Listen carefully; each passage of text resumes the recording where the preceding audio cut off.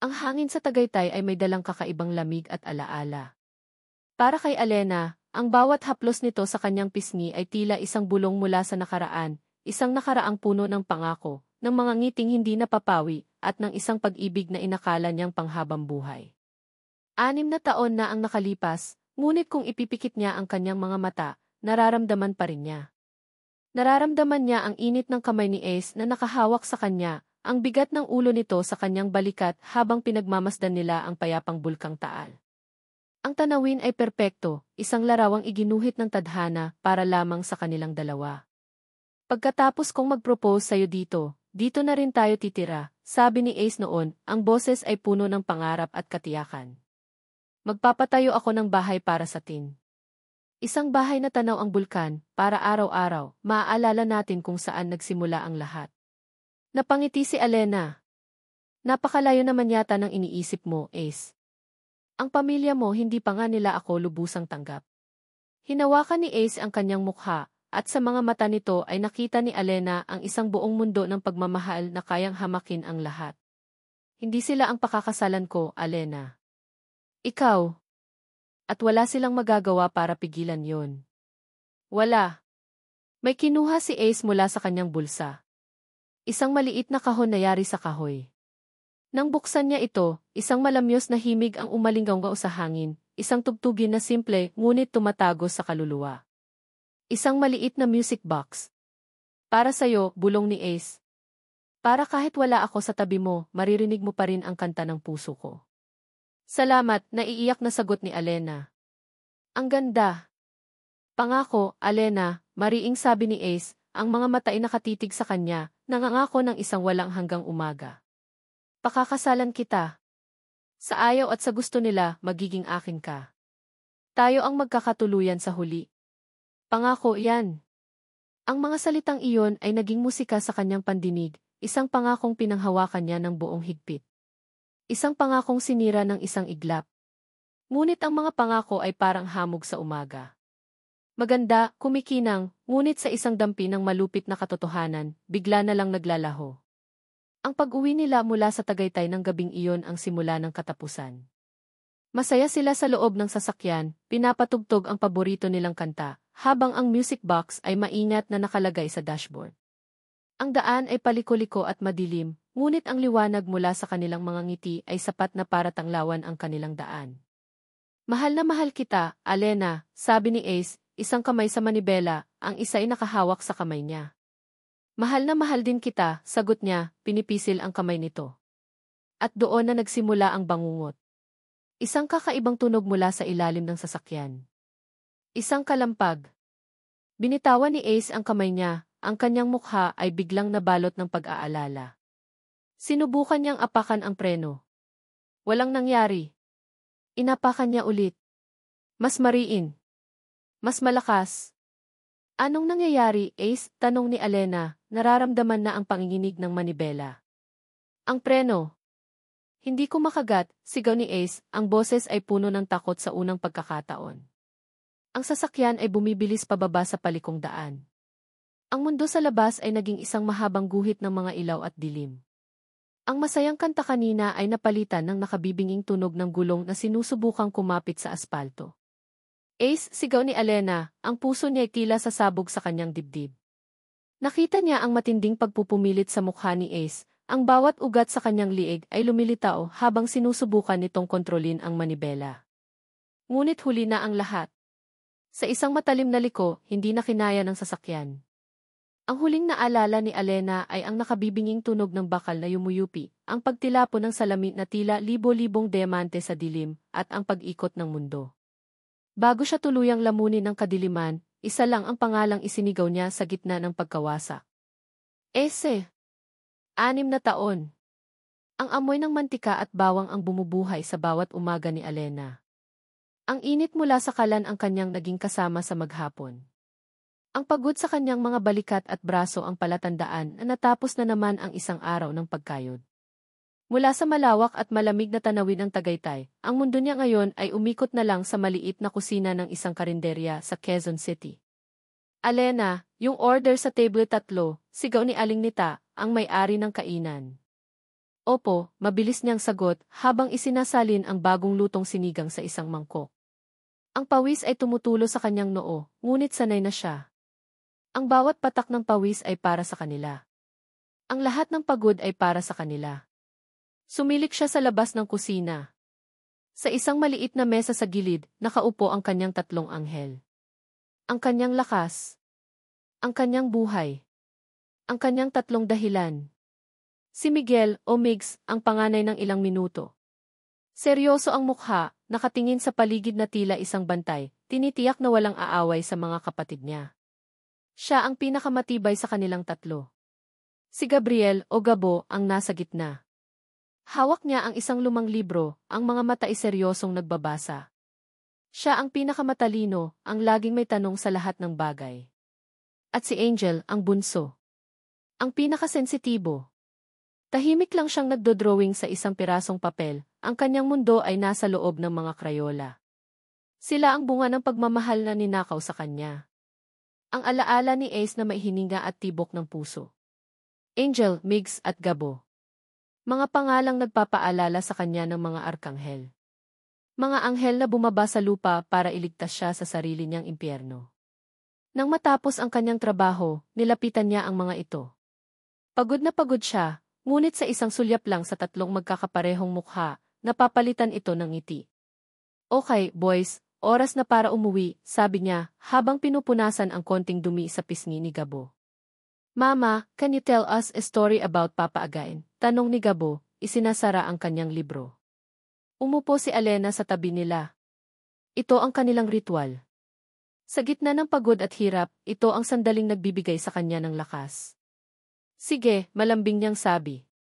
Alam niyo ba, ang Papa Ace ninyo ang pinakamatapang na tao sa buong mundo. Ang mga mata ng tatlong bata ay nanlaki, puno ng paghanga. Mas matapang pa kay Superman, Mama, tanong ni Migs. Anak. Dahil ang papa ninyo, totoo siya. Minsan, may isang masamang halimaw na gustong manakit sa Mama. Pero dumating si Papa Ace. Hinarap niya ang halimaw ng walang takot. Ipinagtanggol niya ako. Iniiwasan niyang sabihin na ang halimaw ay ang mismong pamilya nito. Ayaw niyang bahira ng galit ang alaala ng kanilang ama. Kaya kayo, kailangan niyo ring maging matapang tulad ni Papa. Okay. Okay, Mama, sabay-sabay nilang sagot. Habang naglalakad sila pauwi sa maliit nilang inuupahang apartment, hawak ang kamay ng kanyang mga anak, hindi maiwasan ni Alena na isipin. 6 na taon. 6 na taon na siyang nagsisinungaling sa mga anak niya at sa sarili niya. Na ang ama nila ay isang bayani na nasa isang malayong lugar.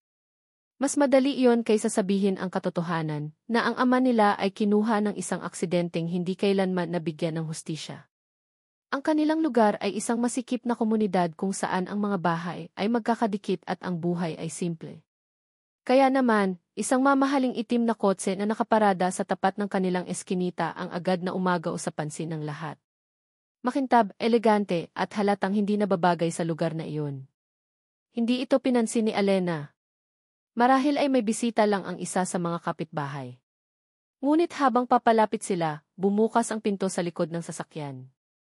Unang lumabas ang isang pares ng sapatos na gawa sa balat, kumikinang kahit sa papalubog na araw. Sumunod ang isang katawang balot sa isang perpektong plansadong business suit. At sa huli ang mukha. Isang mukha na 6 na taon na niyang nakikita sa kanyang mga panaginip. Isang mukha na kinabisado niya bawat linya, bawat kurba. Isang mukha na dahilan ng kanyang paghinga at pagluha. Nabitawan ni Alena ang mga kamay ng kanyang mga anak. Ang hangin ay tila ninakaw mula sa kanyang mga baga. Ang ingay ng kalye ay biglang nawala. Ang mundo ay huminto sa pag-ikot. Hindi. Hindi maaari. Isang multo. Isang ilusyon. Bunga lang ng kanyang pagod at pangulila. Ngunit ang lalaki ay totoo.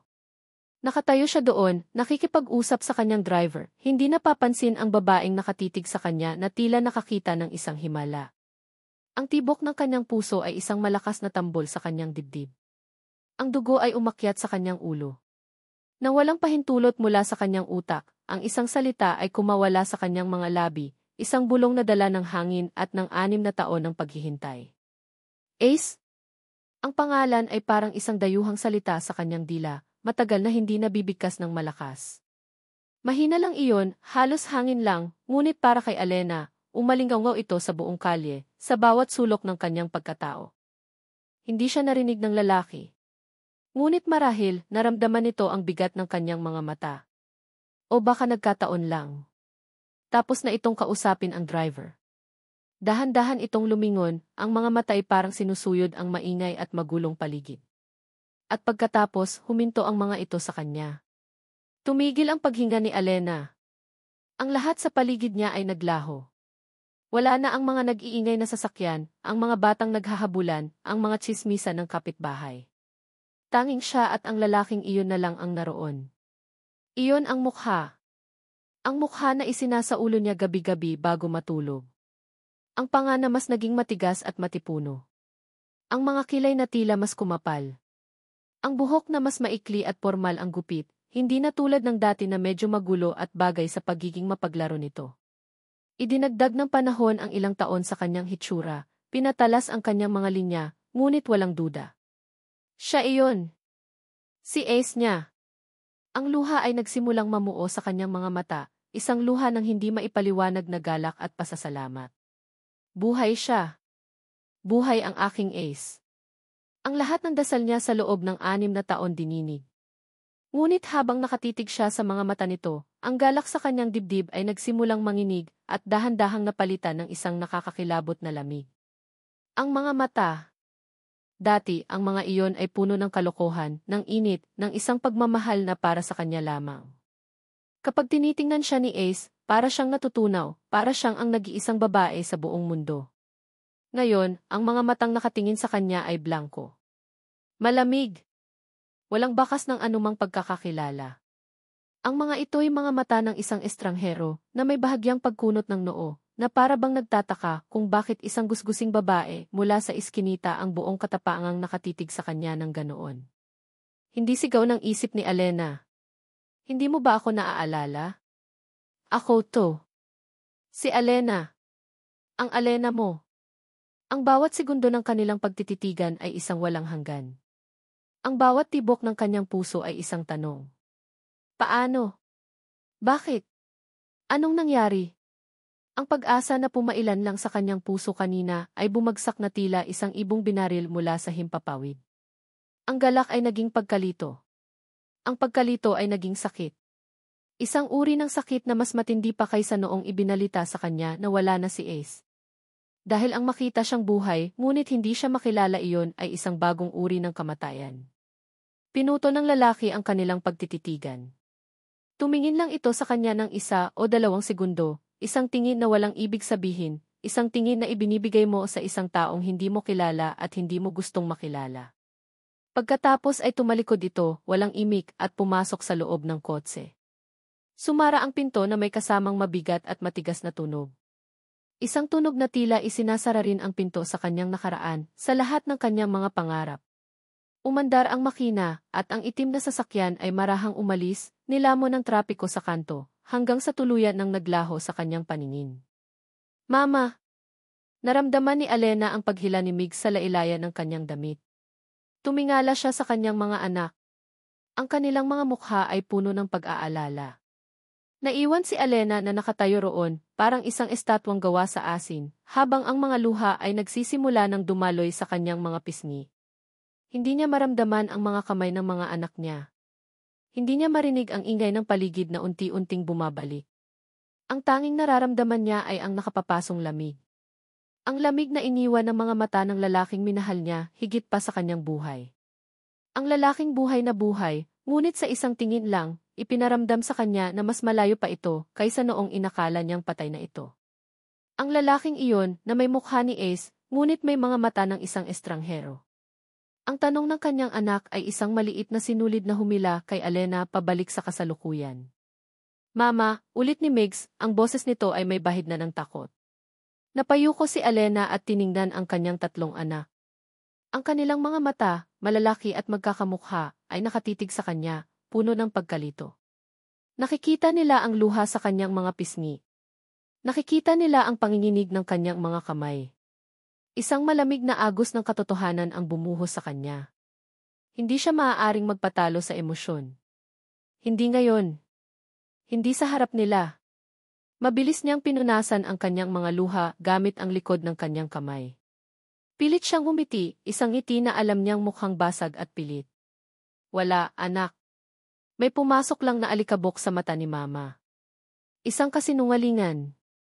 Ang una sa marami pang susunod ngayong gabi. Ngunit ang isip niya ay nagwawala. Isang bagyo ng mga tanong at pagdududa. Siya ba talaga yon? O kamukha lang? Pero ang puso ko hindi maaaring magkamali ang puso ko. Siya yon. Si Ace yon. Ngunit ang mga matang iyon ang mga matang tumingin sa kanya na parang isa siyang dumi sa daan. Paano? Paano nangyaring buhay siya at hindi man lang siya hinanap? 6 na taon. 6 na taon siyang nagdalamhati, nagpalaki ng mga anak nila ng mag-isa, habang siya ay buhay at nasa loob ng isang mamahaling kotse. Ang sakit ay nagsimulang mag-apoy at maging galit. Ngunit sa ilalim ng galit, may isang bagay na mas malakas, pag-asa. Isang desperadong pag-asa. Baka may dahilan. Baka hindi niya ako naaalala. Ang ideya ay masakit, ngunit mas katanggap-tanggap kaysa sa ideya na kinalimutan na lang siya ni Ace ng sadya. Kailangan niyang malaman. Hindi siya maaaring umuwi ngayong gabi na dala-dala ang tanong na ito.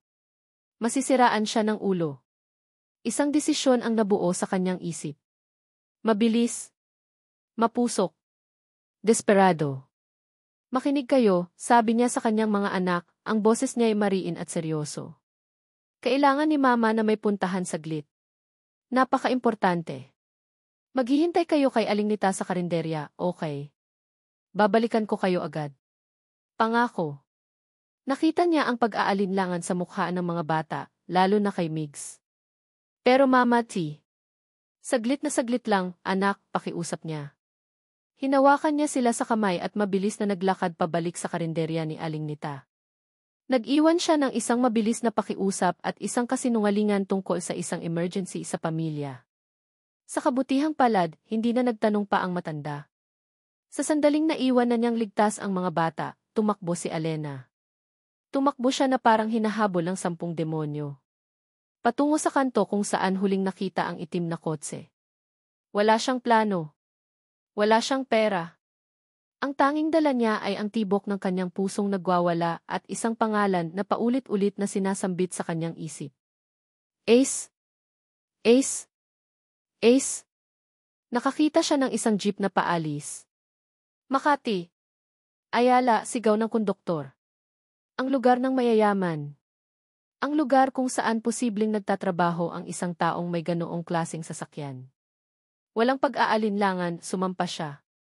Ang biyahe ay isang malabong panaginip. Ang ingay ng Maynila ay hindi tumatago sa kanyang pandinig.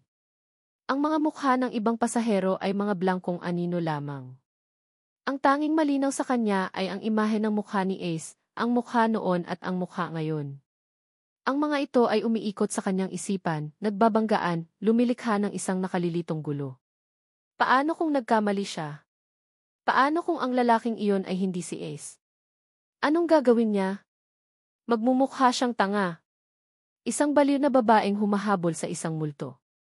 Ngunit paano kung tama siya? Anong sasabihin niya? Anong itatanong niya? Buhay ka pala, bakit hindi ka nagpakita? Ang mga salita ay napakapait. Bumaba siya sa Ayala Avenue, isang lugar na parang ibang planeta kumpara sa pinanggalingan niya. Ang mga gusali ay matatayog na toreng gawa sa salamin at bakal, kumikinang sa ilalim ng mga ilaw ng syudad.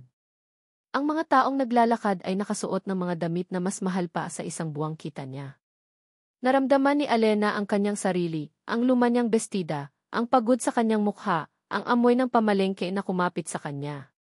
Para siyang isang basahan sa gitna ng isang piging. Ngunit hindi siya nagpatinag.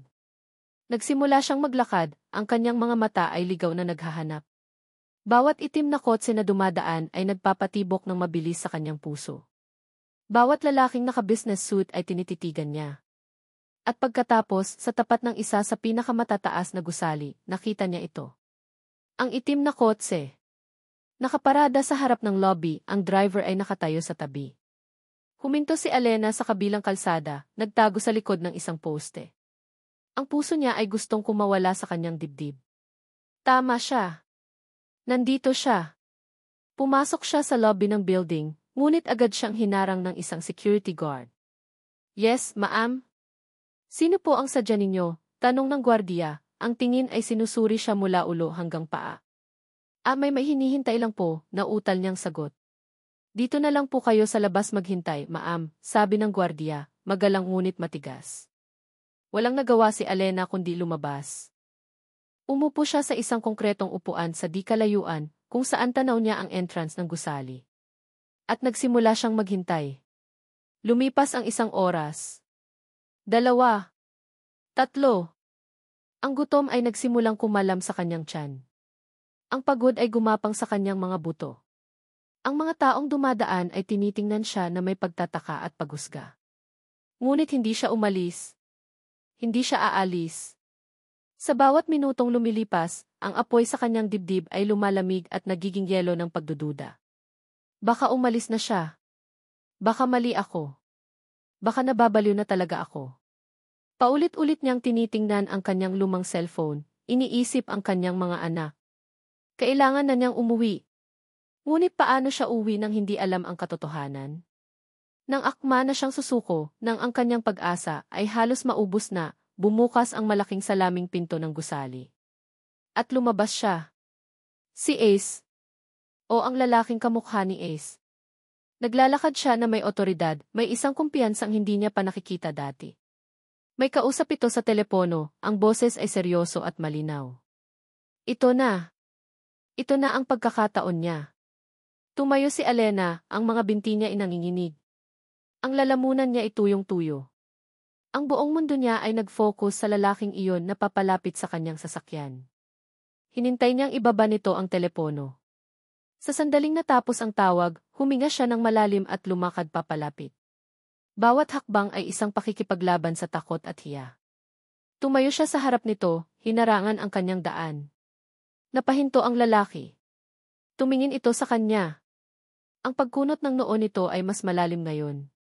May bahid ng inis, ng iritasyon. Excuse me, sabi nito, ang boses ay malamig at walang emosyon. Nanginginig ang mga labi ni Alena. Hindi niya mahanap ang kanyang boses. Ang lahat ng inensayo niyang sasabihin sa kanyang isip ay biglang naglaho. Ace D. Sa wakas ay nasabi niya, ang pangalan ay parang isang dasal. Ako to. Si Alena. Tinitigan siya ng lalaki. Ang mga mata nito ay nilibot ang kanyang buong pagkatao, mula sa magulo niyang buhok, sa pagod niyang mukha, hanggang sa luma niyang tsinelas. Walang kislap. Walang pag-aalala. Walang pagmamahal. Tanging isang malamig na pagsusuri na para bang isa siyang problema na kailangang ayusin. Isang matangkad na lalaking nakauniporme, marahil ay bodyguard nito, ang lumapit sa kanyang tagiliran, handang itulak siya palayo. Ngunit itinaas ng lalaki ang isang kamay para pigilan ito. Muli itong tumingin kay Alena, ang mukha ay isang perpektong maskara ng pagiging propesyonal at distansya. Ang katahimikan ay nakabibingi, pinupunit ang bawat natitirang hibla ng pag-asa ni Alena. Humakbang ito palapit, sapat lang para marinig niya ang hininga nito. Ang pamilyar na amoy ng pabango nito noon ay napalitan ng isang mamahaling samyo na hindi niya kilala. At nagsalita ito. Ang mga salitang sinabi nito ay hindi isang sigaw, hindi isang insulto.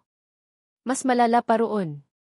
Ang mga ito ay sinabi ng mahinahon, ng malinaw, at ng may bigat na dumurog sa kanyang kaluluwa. Pasensya na, miss, sabi nito, ang bawat salita ay isang patak ng yelo sa kanyang puso. Nagkakamali kayata ng tao. Tumingin ito ng diretso sa kanyang mga matang puno ng luha, at ibinigay ang huling suntok. Sino ka? Ang umaga sa mansyon ng mga De Villa sa Makati ay palaging nagsisimula sa katahimikan. Hindi ito ang payapang katahimikan ng isang probinsya, kundi isang katahimikan na pinanday, kinontrol at pinananatili. Isang katahimikan na may bigat, na tila bawat muebles na gawa sa Nara, at bawat figurin na porselana ay may sariling utos na manahimik. Sa kabisera ng mahabang lamisang panghapunan na kayang magpakain ng 20 tao, nakaupo si Matilda De Villa. Reyna sa kanyang sariling kastilyo. Ang kanyang damit ay simple ngunit elegante. Ang kanyang buhok ay nakaayos sa isang perpektong pusod. Ang kanyang mga kamay na nakapatong sa ibabaw ng mesa ay payapa. Ngunit ang kanyang mga mata ay hindi. Ang mga ito'y matalas, gumagalaw, sinusuri ang bawat detalye ng silid, mula sa kintab ng sahig hanggang sa pagkakahanay ng mga kubyerto sa tapat niyang upuan. Ang upuang laging nakalaan para kay Angelo. Maya-maya, narinig niya ang mga yabag. Mga yabag na pamilyar sa kanya. Pumasok si Angelo sa silid kainan, suot ang kanyang business suit, mukhang sariwa mula sa paliligo, ngunit may isang bagay sa kanyang mga mata na hindi maikukubli sa mapanuring tingin ni Matilda. Isang anino ng pagod. Isang bakas ng kaguluhan. Magandang umaga, tita, bati ni Angelo habang umuupo sa kanyang pwesto. Magandang umaga, Hijo, sagot ni Matilda, ang kanyang boses ay kalmado na parang isang lawa na walang alon. Ipinagsalin niya ito ng kape. Maaga ang meeting mo ngayon sa board. Siguraduhin mong nakapaghanda ka. Opo, tita. Pinag-aralan ko po ang mga dokumento kagabi, sagot ni Angelo habang hinihilot ang kanyang sentido. Napansin ito ni Matilda. Masakit na naman ba ang ulo mo? Tanong niya, ang boses ay puno ng pagkalinga na kanyang pinraktis sa loob ng 6 na taon. Tumango si Angelo. Medyo lang po. Marahil ay kulang lang sa tulog. Ngunit alam ni Matilda na hindi lang iyon. Alam niyang may mga gabi, tulad kagabi, na nagigising ito mula sa mga masasamang panaginip. Mga pira-pirasong imahe na pilit nitong binubuo, ngunit palaging nawawala pagsikat ng araw. Mga multo ng isang nakaraan na matagumpay niyang binura. Pagkatapos nilang kumain sa halos kumpletong katahimikan, tumayo si Matilda. Kumuha siya ng isang maliit na bote ng gamot mula sa isang kabinet at isang baso ng tubig. Inilapag niya ang isang tableta sa tabi ng plato ni Angelo. Heto, inumin mo to, sabi niya. Para sa sakit ng ulo mo, Hijo. Tinitigan ni Angelo ang maliit na puting tableta. May sandaling pag-aalinlangan sa kanyang mga mata, isang kislap na agad ding nawala. Sanay na siya. Sa loob ng 6 na taon, ito na ang kanyang ritual. Sakit ng ulo. Gamot. Pagkalimot. Salamat po, tita, sabi niya at ininom ang gamot. Pinanood siya ni Matilda na may ngiti sa kanyang mga labi. Isang ngiti ng isang ina, ngunit sa likod nito ay ang tagumpay ng isang manlalaro ng ajedrez. Ang bawat tableta ay isang pader na itinatayo niya sa paligid ng isipan ni Angelo. Isang pader na nagpoprotekta dito mula sa masakit na nakaraan. Isang pader na nagpapanatili dito sa ilalim ng kanyang kapangyarihan.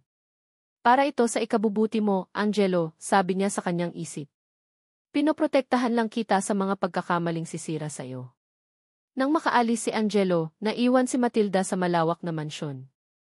Ang katahimikan ay bumalik, ngunit ngayon ay mas mabigat. Naglakad siya patungo sa sala, ang kanyang mga daliri ay marahang dumadampi sa ibabaw ng mga mamahaling muebles. Huminto siya sa harap ng isang estante na puno ng mga silver-framed na litrato. Mga litrato ng mga ninuno ng De Villa, mga litrato ni Angelo noong bata pa, mga litrato niya kasama ang mga makapangyarihang tao. Ngunit sa likod ng isang malaking litrato ng pamilya, may isang maliit na frame na halos nakatago. Kinuha niya ito. Ang litrato ay luma na, kupas na ang mga kulay. Isang larawan ng isang binatang nakangiti, may suot na simpleng t-shirt, nakatayo sa harap ng isang bukirin. Isang binatang walang pangalan, walang yaman. Isang binatang minahal niya ng buong puso, at isang binatang ipinagkait sa kanya ng sarili niyang pamilya. Isang pait ang gumuhit sa kanyang mukha. Naaalala niya ang sakit. Ang kahihiyan. Ang pagkawala. Ang pag-ibig na iyon ang nagdala sa kanya sa bingit ng pagkawasak. At isinumpa niya, hinding-hindi niya hahayaang mangyari iyon sa nag-iisang pamangkin na itinuring na niyang anak. Hinding-hindi niya hahayaang sirain ng isang babaeng walang pinanggalingan, isang Elena Reyes, ang kinabukasang binuo niya para kay Angelo. Tumunog ang telepono. Ang matinis na tunog ay tila isang kutsilyong humiwa sa katahimikan ng mansyon. Ito ang kanyang pribadong linya. Sinagot niya ito. Yes? Ma'am Matilda, sabi ng boses sa kabilang linya. Ito si Ramos, ang pinagkakatiwalaan niyang security head, ang anino ni Angelo. Anong problema? Tanong ni Matilda, ang boses ay kalmado pa rin. Nag-atubili si Ramos.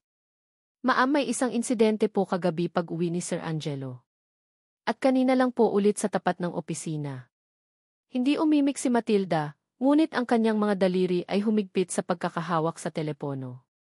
May isang babae po, ma'am, patuloy ni Ramos. Hinaharangan niya si Sir. Nagpupumilit. Sinasabing kilala niya si Sir Angelo. Anong pangalan ng babae? Tanong ni Matilda, kahit alam na niya ang sagot bago pa man ito sabihin. Ang sabi po niya, Alena Reyes. Isang malamig na kuryente ang gumapang sa gulugod ni Matilda. Hindi maaari. 6 na taon. Inayos niya ang lahat. Ang ulat ng pulisya. Ang mga testigo. Ang libing. Paanong ang multong ito ay muling nagpakita?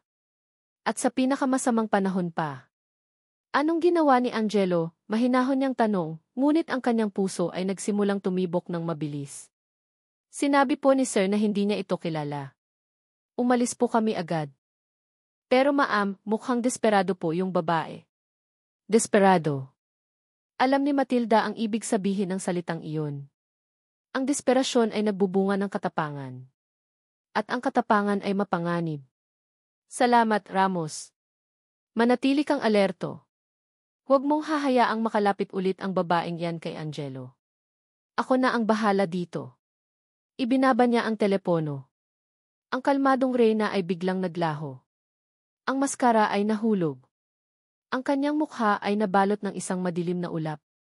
Ang kanyang mga labi ay naging isang manipis na linya. Naglakad siya patungo sa malaking bintana, tanaw ang lungsod sa ibaba, isang kaharian na pinamumunuan niya mula sa anino. Ang babaeng iyon. Ang hamak na babaeng iyon na muntik nang sirain ang lahat. Akala niya ay tapos na. Akala niya ay nagdalamhati na ito at sumuko. Ngunit narito ito, bumabalik na parang isang masamang damo. Isang apoy ng galit ang sumiklab sa kanyang dibdib. Isang galit na itinago niya sa loob ng 6 na taon. Ang lahat ng kanyang pinaghirapan, ang pagkontrol sa negosyo, ang paghubog kay Angelo para maging perpektong tagapagmana, ang pagpapanatili sa pangalan ng De Villa, ay nanganganib dahil sa isang babaeng walang dala kundi isang nakaraang dapat nang ibaon sa limot. Kinuha niya ulit ang telepono, ngunit ibang numero ang kanyang tinawagan. Isang numero na hindi nakasave sa kanyang phone book, isang numerong kinabisado niya para sa mga ganitong pagkakataon. Sumagot ito sa unang ring. Hindi na naghintay si Matilda. Ang kanyang boses, nang magsalita siya, ay hindi na boses ng isang eleganteng tita. Ito ay boses ng bakal. Malamig, matalas, at walang awa. May trabaho ako para sa'yo, sabi niya, ang mga mata ay nakatitig sa malayo, na para bang nakikita na niya ang kanyang susunod na galaw sa isang nakamamatay na laro. Alamin mo ang lahat tungkol sa isang babaeng nagngangalang Alena Reyes. Kung saan siya nakatira, kung ano ang ginagawa niya, kung sino ang mga kasama niya. Bawat galaw. Bawat hininga. Gusto kong malaman ang lahat. Kinabukasan, ang sinag ng araw na tumatago sa maliit na bintana ng kanilang apartment ay parang isang insulto. Paanong nagagawa ng mundo na magpatuloy na para bang walang nangyari? Paanong nagagawang sumikat ng araw ng buong liwanag gayong ang mundo ni Alena ay binalot muli ng kadiliman? Umupo siya sa gilid ng kama, pinagmamasdan ang kanyang 3 anak na mahimbing na natutulog sa iisang banig. Ang kanilang mga dibdib ay marahang tumataas baba, ang kanilang mga mukha ay payapa, walang kamalay-malay sa bagyong nagwawala sa loob ng kanilang ina. Kagabi, pagkatapos ng paghaharap nila ni Ace, umuwi siya na parang isang kaluluwang nawawala sa sariling katawan. Kinuha niya ang kanyang mga anak mula kay Alingnita, pilit na ngumiti at nagkunwaring maayos ang lahat. Ngunit nang makapasok sila sa kanilang silid, at nang masigurado niyang tulog na ang mga bata, doon bumuhos ang lahat ng luhang pinigilan niya. Umiyak siya ng walang tunog, ang mga balikat ay nanginginig, ang kamao ay nakasuntok sa unan upang walang makarinig. Ang sakit ng pagtanggi. Ang lamig ng mga matang iyon. Sino ka? Ang 2 salitang iyon ay paulit-ulit na tumatatak sa kanyang isipan na parang isang sirang plaka, isang parusang walang katapusan. Ngunit kasabay ng pagtangis ay ang pagsilang ng isang bagong damdamin. Hindi na ito purong sakit. Ang sakit ay nag-apoy, nagbaga, at naging isang bagay na mas matigas. Determinasyon. Hindi niya ako kinalimutan, sabi niya sa sarili, habang pinupunasan ang huling bakas ng luha. Hindi ganoon kadali iyon. Ang pag-ibig natin, hindi iyon basta-basta mabubura. May mali. May nangyaring hindi ko alam. Ang teoryang iyon, na si Ace ay biktima rin, na baka may amnesia ito, ay isang salbabida sa gitna ng karagatan ng kanyang pagdududa. Ito ang tanging pag-asang maaari niyang kapitan. Mas madaling tanggapin na nawala ang kanyang alaala, kaysa tanggapin na nawala ang kanyang pagmamahal. Hindi siya susuko. Hindi para sa sarili niya, kundi para sa tatlong batang ito. May karapatan silang makilala ang kanilang ama. At may karapatan si Ace na malaman ang tungkol sa kanila. Kailangan niyang lumaban. Ngunit paano? Paano niya lalapitan ang isang taong napapalibutan ng mga pader na mas matataas pa kaysa sa mga gusali sa Makati? Ang mga bodyguard, ang pamilya, ang pera lahat ay hadlang. Ang sagot ay dumating sa anyo ng isang lumang dyaryo na ginamit niyang pambalot ng isda kahapon. Habang naghahanda siya ng almusal, nahagip ng kanyang mga mata ang isang litrato sa business section.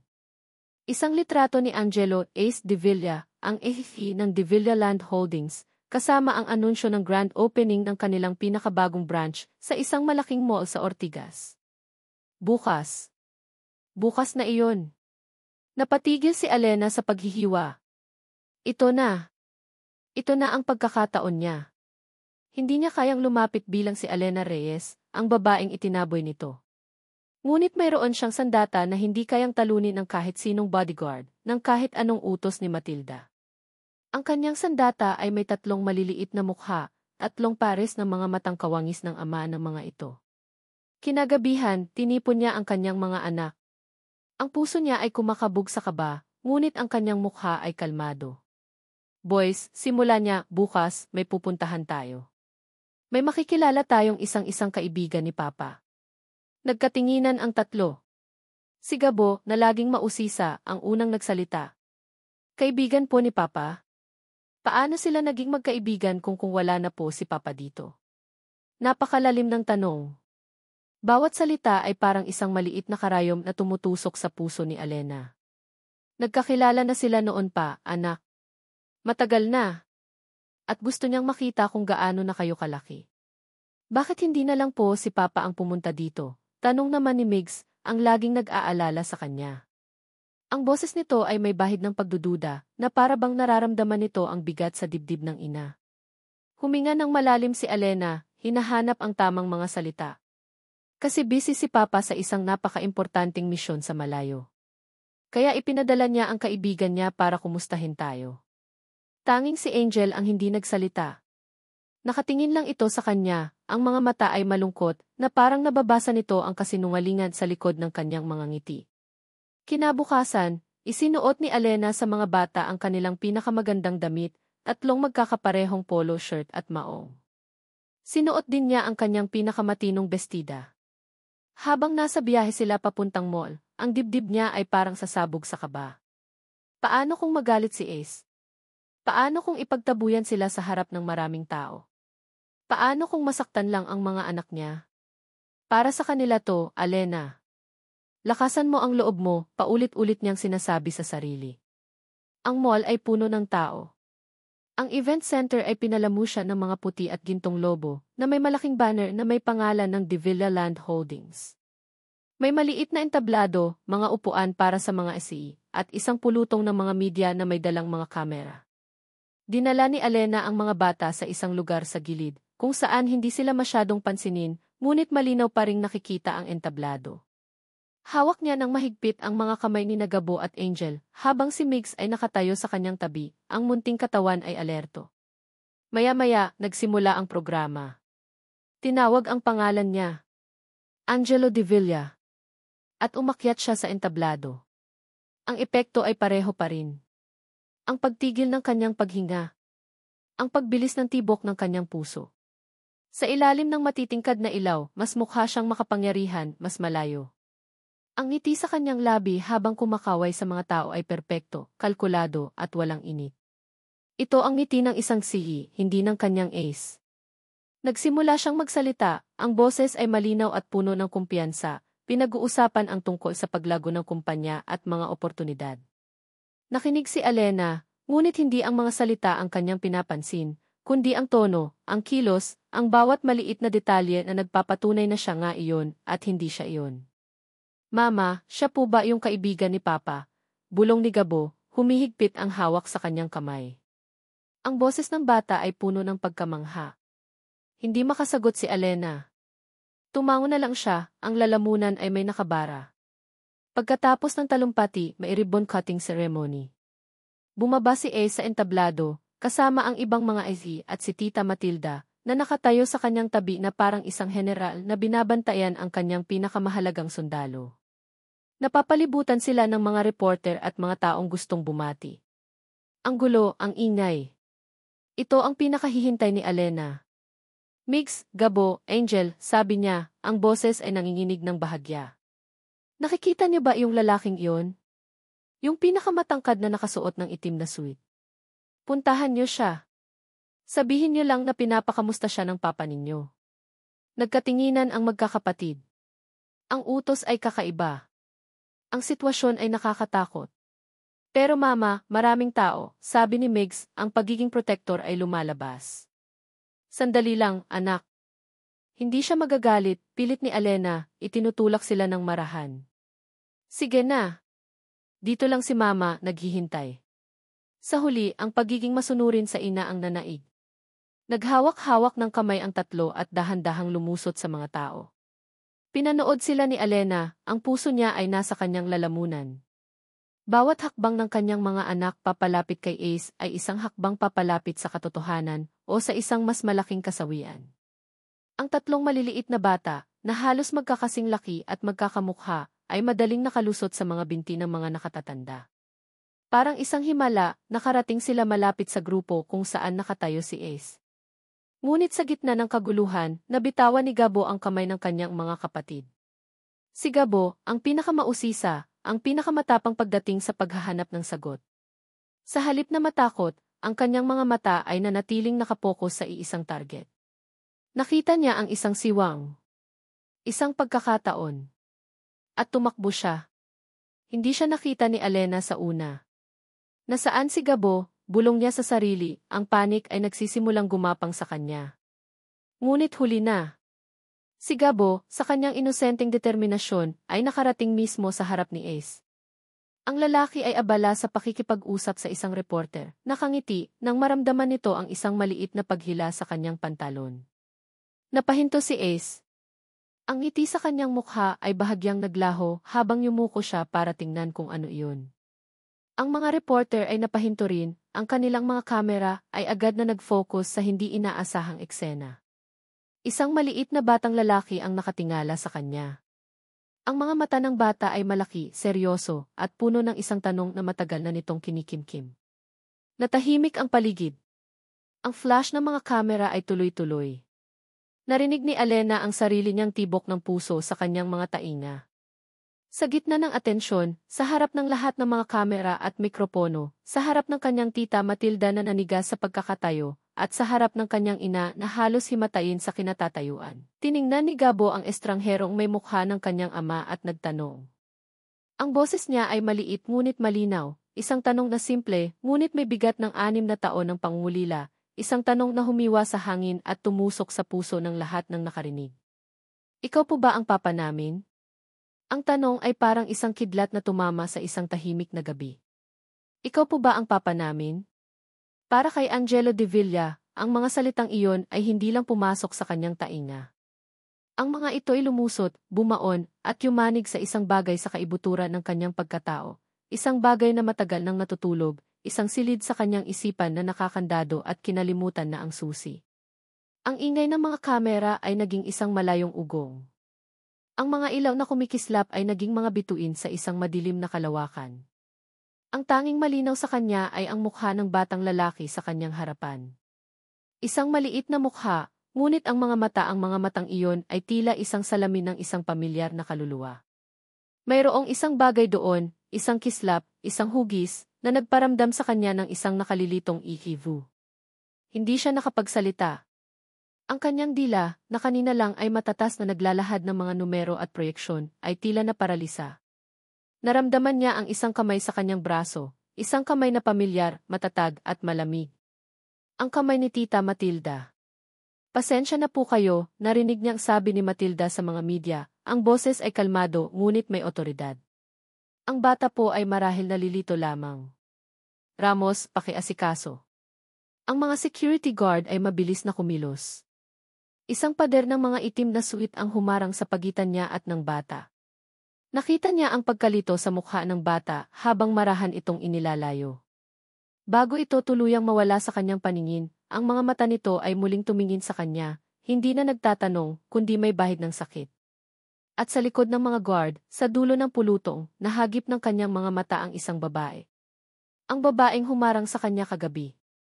Ang mukha nito ay basang-basa sa luha, ang mga kamay ay nakatakip sa bibig, ang mga mata ay sumisigaw ng isang kwentong hindi niya maintindihan. Ang itsura nito ay parang isang multo na nagmula sa isang panaginip na hindi niya matandaan. Angelo, halika na, utos ni Matilda, hinihila siya palayo sa kaguluhan. Nagpasyanod na lang siya. Ang kanyang katawan ay gumagalaw, sumusunod, ngunit ang kanyang isip ay naiwan doon, kasama ang tanong ng bata at ang mukha ng umiiyak na babae. Sa biyahe pa uwi, ang karaniwang pag-uusap nila ni Matilda tungkol sa negosyo ay isang ingay na lang. Nakatingin siya sa bintana, pinagmamasdan ang mga ilaw ng syudad na dumadaan, ngunit ang nakikita niya ay ang mga mata ng bata. Ikaw po ba ang papa namin? Bakit ganito ang epekto sa kanya? Bakit parang may isang bahagi sa kanya na gustong sumagot ng si? Nang gabing iyon, hindi siya dinalaw ng antok. Nagpaikot-ikot siya sa kanyang malawak at malamig na kama. Ang malambot na kumot ay parang nakakainis. Ang katahimikan ng mansyon ay nakakabingi. Pumikit siya, pilit na inaalis sa isip ang mga pangyayari sa mall. Ngunit sa pagpikit niya, lalo lang itong lumilinaw. At doon na nagsimula ang panaginip. Hindi ito tulad ng dati niyang mga bangungot na malabo at magulo. Ito ay buhay. Una ay ang amoy. Ang amoy ng malamig na hangin at sariwang damo. Tagaytay. Sumunod ay ang tunog. Isang malamyos na himig mula sa isang music box. At pagkatapos ay ang pakiramdam. Ang init ng isang kamay na nakahawak sa kanya, perpekto ang lapat. Lumingon siya sa kanyang panaginip at nakita niya ito. Ang babae. Ang babaeng umiiyak sa mall. Ngunit dito sa panaginip, siya ay nakangiti. Isang ngiti na kayang magpatigil ng mundo. Ang buhok nito ay nililipad ng hangin. Ang mga mata nito ay kumikinang, puno ng pagmamahal na para sa kanya lamang. Alena D. Bulong niya sa panaginip. Ang pangalan ay lumabas sa kanyang bibig ng walang kahirap-hirap, na para bang sinasambit niya ito araw-araw. Pangako, Ace ha, sabi ng babae, ang boses ay musika sa kanyang pandinig. Walang iwanan. Pangako, sagot niya. At sa panaginip na iyon, hinalikan niya ito. Ang pakiramdam ay totoong-totoo. Ang lambot ng mga labi nito, ang init, ang pakiramdam ng pagiging buo. Isang pakiramdam na hindi niya kailanman naramdaman sa kanyang gising na buhay. Biglang nagbago ang eksena. Ang matamis na sandali ay napalitan ng takot. Nasa loob sila ng isang kotse. Mabilis ang takbo. Ang ngiti ni Alena ay napalitan ng sigaw. Ang himig ng music box ay napalitan ng nakabibinging tunog ng pagbagsak. Ese! Nagising si Angelo na humihingal, ang dibdib ay umaakyat baba. Ang kanyang katawan ay basang-basa ng pawis. Ang kumot ay nakapulupot sa kanyang mga paa. Umupo siya, sinapo ang kanyang ulo na kumikiro. Ang mga imahe mula sa panaginip ay napakalinaw, napakatotoo.